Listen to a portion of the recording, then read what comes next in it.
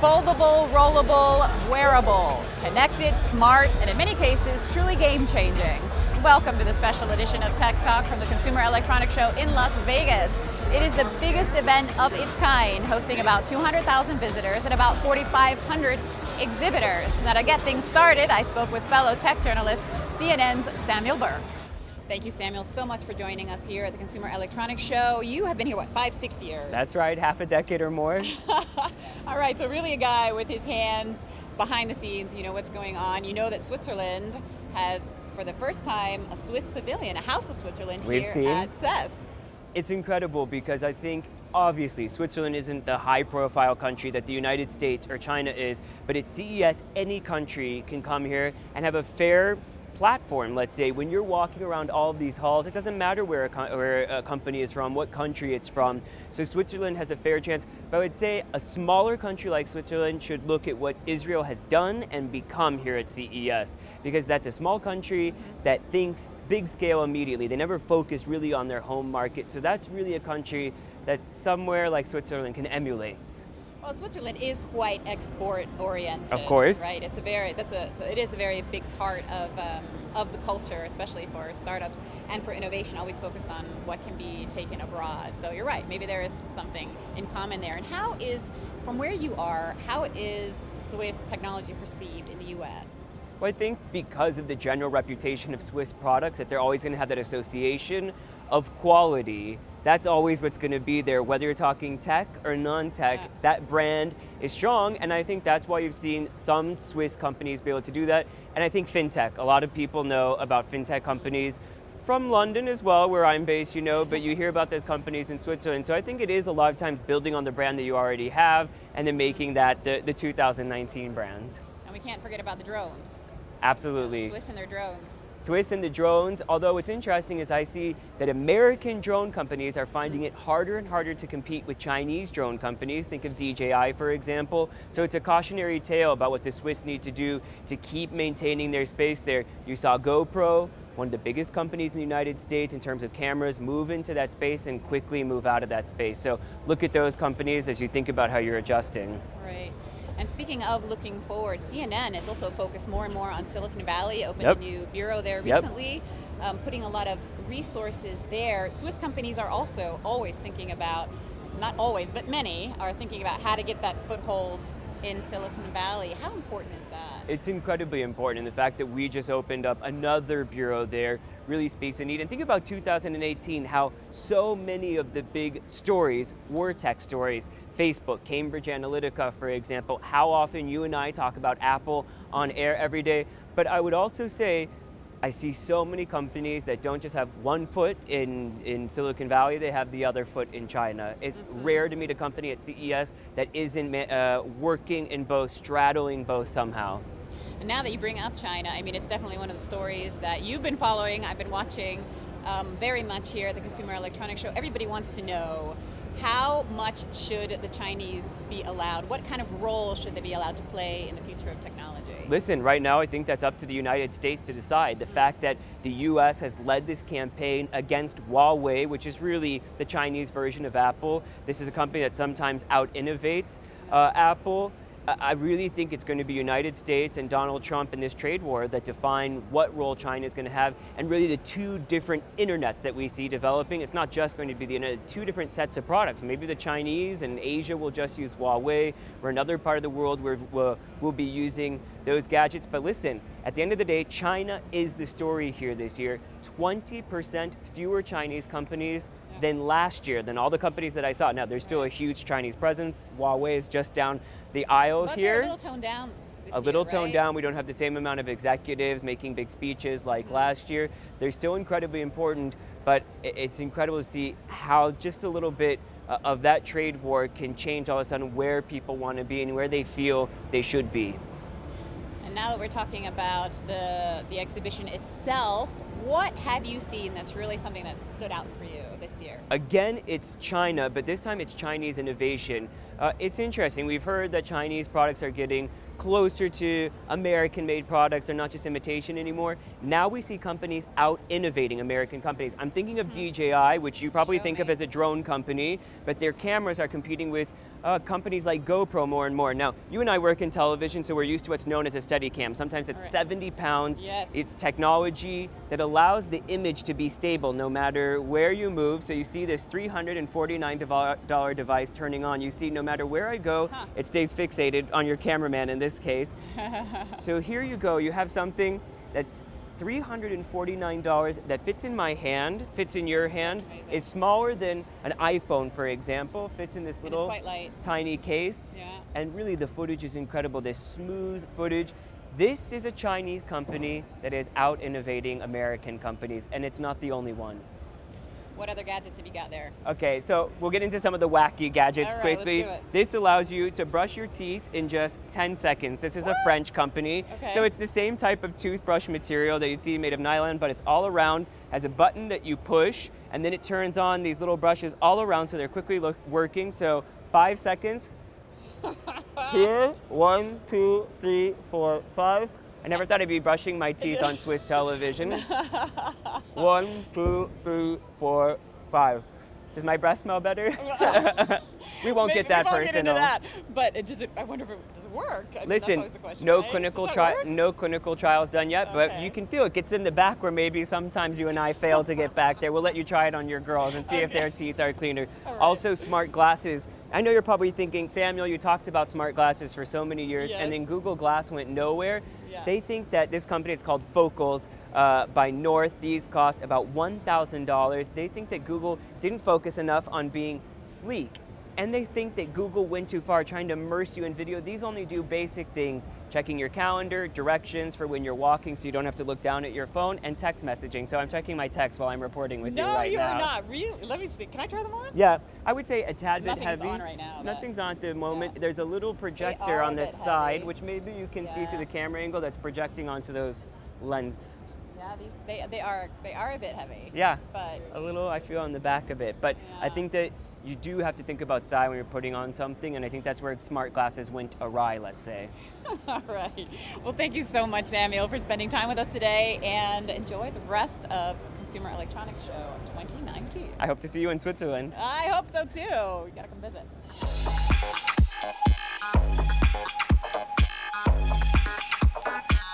As we mentioned earlier, CES is the world's largest exhibition of its kind, with over 155 countries represented between exhibitors and visitors. And I dare say, Tyler, that this year the number of Swiss people attending did increase just a bit with the debut of the House of Switzerland, the Swiss Pavilion at CES. Right, and with very good reason, Ana Maria. The fact that Switzerland is an innovation champion in our international scorecard. This is a global set of rankings we do every other year. This is our second edition. More than 60 countries are ranked, as is the European Union. And Switzerland is one of 16 countries that we have designated as champions that best support innovation-friendly policies that drive economic growth, that drive jobs, and make their country more innovative than others.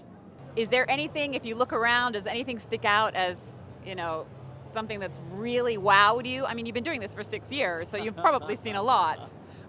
The self-driving vehicle and vehicle technology sector, that's the one that really blows me away. Today, every company either is or really needs to be a technology company. Switzerland, one of the reasons for its high marks in the innovation scorecard is the fact that the country is very good at supporting self-driving vehicles. And that is one step on the way, literally and figuratively, I suppose, on the way to walking cars. But it's that artificial intelligence that enables these technologies. And the fact that there are already self-driving buses in operation in Switzerland, and there are startup companies that are driving various elements of either cloud data or the sensing technology that are advancing self-driving vehicles and keeping us all safer on the roads. It's an immense step in innovation. Talk to me about digital health. This is another trend that we're seeing more and more of. Right, two key platform technologies that are enabling digital health are, as I mentioned, artificial intelligence and also 5G connectivity, so fifth generation cellular wireless connectivity. When you look at your phones and you have that 4G, that's going to be the next generation. It's debuting here in the US on a commercial scale later in 2019. This means faster downloads for us, immensely better connectivity and coverage areas. So you could take a 2-hour movie, let's say, with lots of computer generation and animation in it. With 4G technology, you would download that in, let's say, 6 minutes or so. With 5G technology, you'll be able to download that same movie in 3.6 seconds. Wow. So that's one example, but that's the kind of connectivity we need and the speed we need for self-driving vehicles, for digital health sharing of our data and communication with our health providers and our doctors, and for augmented and virtual reality and all these game-changing applications that are on display here. You have a lot of fun. Well, we're looking at the future, right, Ana Maria? It's brilliant to peer into not just what could be, but what will be in so many senses. And it's touching our lives. To take AI as an example, whether that's us speaking to our smart speakers in our homes right now, asking the weather or the latest news update from CNN Money and CNN Business, or using facial recognition technology to unlock our phones. Those are both examples of artificial intelligence in our everyday lives. Now, picture that on the grand scale, where that is smart city technology that's keeping us safer when we're walking in urban areas, or helping us avoid traffic jams, or even finding places to park when we're driving. That big scale is where we see the grand developments in higher sustainability, better efficiency, lower energy use, and less expense in the long run. And it's good that you also have the cybersecurity guys here too, because that's always the dark side of all of this technology. Yes. Critical element, absolutely. The more connected we are, the more we need to be aware of and working on innovations in security, right, to protect all of that data. Kodelsky Group, Swiss, they're here, they're doing that job. Yeah, it's love to see the innovation from around the world. As you said, more than 150 countries are here, and we see that international presence growing year to year. And not just innovative companies and business people. This is a business show. It's not for consumers, it's tech professionals only. But we also see that engagement on the governmental level, and that's more and more important because technology as a policy topic is continually moving up the list for federal and international policymakers in terms of something they need to address and incorporate proactively into their plans. And in terms of international presence, a community that it seems everybody has their eye on is China and the Chinese delegations that are here. What is your assessment of their participation this year? Well, China does have a significant presence here at CES. It's roughly on par with their presence last year at CES 2018. And a trend we're seeing this year is the biggest Chinese companies, and these are the ones you've heard of, JD.com, Alibaba, Baidu, Tencent. They're here at CES and they are increasing their presence. So the global brands that have the potential to move markets and shape innovation from China, they are here, and it seems they see CES as a more and more important platform to engage either with or without the US, but certainly the international community that congregates here at CES to do business every year. Wonderful, Tyler. Thank you so much for your time. Really appreciate it. And I'm going to go check out some of those connected cars that you mentioned earlier. All right, bigger Swiss presence next year at CES 2020, please. We'd love it. And here we are, getting a closer look at one of those trends we've been hearing so much about this year at CES, driverless, connected, autonomous cars. I just spoke with CEO of Luxoft, a Zug-based leading technology company in the automotive industry. So again, these trends of self-driving, connected cars, autonomous vehicles, is this just a buzz? It is and it is not. So here at CES you hear and you see a lot of things about autonomous, connected, as you say. You see lots of concept cars. And for a visitor it's hard to understand, is it now, is it tomorrow, or is it somewhere far in the future? So what we've done, we've put several things very practically. So what will you do in the car, being autonomous or not, that brings your experience that you have at home to the car. That's number one. And then we put some other components into play which exist today, such as Alexa. We took WebOS from LG, the system which runs on 60 million devices today.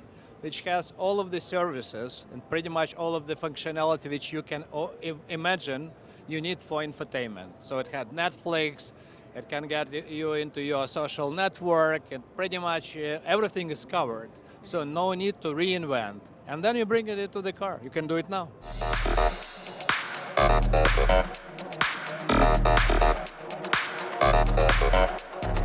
Let's talk about autonomous driving today. So, I mean, there's already a lot of autonomous driving hardware on the road. For example, with adaptive cruise control, cars are gathering a lot of data that can be used for learning, and probably at least in 5 years we'll see the first completely autonomous cars, at least on highways. Of course, legislation is another point here. So what is Luxoft bringing to the table? Of course, for one point, we're having in-vehicle entertainment systems. For example, the WebOS Auto we are developing together with LG. And on the other hand, of course, we are developing software for autonomous driving, for building ground truth, and for helping systems learn and more efficient for autonomous driving. All right, let's have a look. Yeah. We have our mobility blockchain solution. So the car is already there. We're just logging in. Alexa, experience Las Vegas. Experience Las Vegas.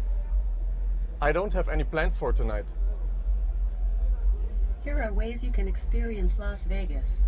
Please tell me which category you're interested in. Tours of Las Vegas. There are 3 tour times tonight. What tour time works best for you? Please say 8 p.m., 9 p.m. or 10 p.m. 9 p.m.? You have selected 2 tickets for the 2100 Hours show of the night tour of the Strip. Do you want to confirm your purchase? Yes. You are all set to for Las Vegas night strip tour at 2100 Hours. Pick up your tickets at your hotel lobby. Perfect. Have a great time. More and more we're going to see your personal lifestyle integrated into your technology. I mean, this is just an extension of this trend. Yeah, of course. So that's something we're also heavily thinking about. So of course, everybody has his individual home screen. And with WebOS Auto, we have in the Qt Auto framework on top. And there we are able to create the most different versions of front ends, so UIs people can use. And so we're with the Lucy UI, for example, we also have solutions to get more near to that, so people can individualize their own screens. And to finish up, one of the bigger trends also here this year at CES is startups. They have their own hall for the first time. Dozens of countries are here, including Switzerland here for the first time, the Swiss Pavilion. They brought over about 32 companies, most of which are startups. And actually, I'm joined now by Dr. Martin of Snow Cookie. Now, you have made ski sensors that are going to make me a better skier. That is right. Our system records dozens of skiing parameters, both from your skis and your body. Then our app analyzes that and tells you what are your strong areas in skis and where there's some room for improvement. We tell you exactly what to do, what to focus on. So I am off the slope, I'm in my gondola, I'm going back up, and I can check my report card and fix it for the next run. That is exactly right. All right, well, that's a tall order to make me a better skier, but we'll see how that goes. Thank you so much. And to all of you watching, thank you for joining us. This was Tech Talk. I'm Ana Maria Montero here in Las Vegas at CES.